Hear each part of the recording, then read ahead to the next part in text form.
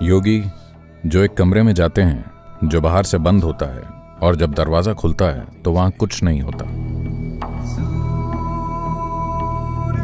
एक जीव जो उस परिवार का नहीं था, उसने इस ऊर्जा का उपयोग किया और अपने शरीर को विलीन कर गायब हो गया।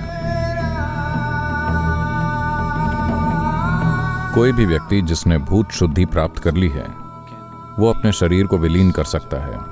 हम आपको इसे विघटित करना भी सिखा सकते हैं।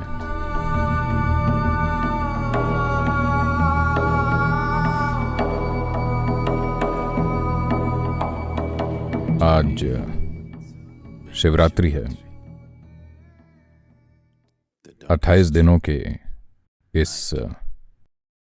चंद्रमा चक्र की यह सबसे ज्यादा अंधेरी रात होती है।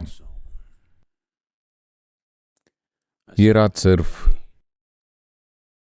अंधकार के लिए महत्वपूर्ण नहीं है, बल्कि इस दिन धरती के विभिन्न स्तरों पर जो होता है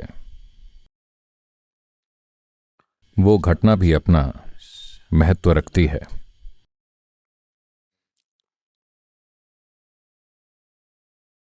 आमतौर पर परंपरा के अनुसार कहा जाता है कि ये पृथ्वी धरती मां इस दिन चिंतन करती है। इस रात वो सोती नहीं बल्कि चिंतन करती है, या दूसरे शब्दों में कहें तो इस दिन 5 तत्वों की सक्रियता की तीव्रता धरती पर एक तरह से बहुत अधिक प्रबल होती है। इन तत्वों को, इन 5 तत्वों को हमेशा एकीकृत होते रहना चाहिए। इस जीवन की शक्तियां और धरती की जो गतिशीलता है और जीवन की अन्य शक्तियां लगातार प्रयास कर रही हैं कि इनकी एकता टूट जाए। ये तोड़ने का प्रयास है सृष्टि में इन 5 तत्व के संयोजन को।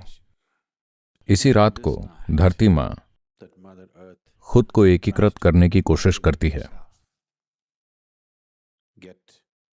इन 5 तत्वों को बेहतर रूप से एक समग्र क्रिया में लाती है, या यूं कहें कि इन्हें कहीं अधिक शक्तिशाली रूप से एकजुट करती है दूसरी रातों या दिनों की तुलना में। तो ये 24 घंटे आज शाम से शुरू होकर या 24 घंटे से थोड़ा ज्यादा, आमतौर पर इस अवधि में अमावस्या 30 से 32 घंटे तक रहती है। इस दौरान तत्वों की सक्रियता या उनका आपस में एकीकृत होना बहुत प्रबल रूप से होता है। यह देखा गया है कि अगर आप एक बीज अंकुरित करें